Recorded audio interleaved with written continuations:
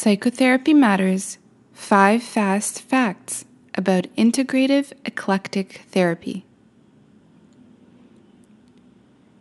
Integrative usually means that the therapy combines different approaches and fuses them together.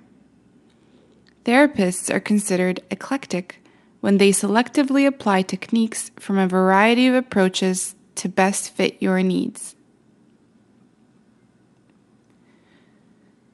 Your therapy will consist of a combination of approaches that was selected to be most effective for you. There are many different, equally valid therapy approaches, and it's a question of how many therapy tools your therapist has mastered. Your therapist will be flexible and creative in the use of theories and techniques. Many theories and approaches can be used to understand and help with the same issue by offering different perspectives.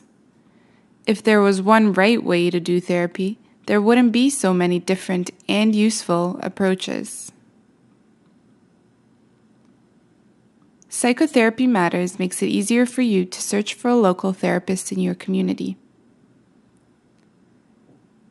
Psychotherapy Matters Virtual Clinic allows the patient, the psychotherapist, the primary care physician, and psychiatrist to work collaboratively.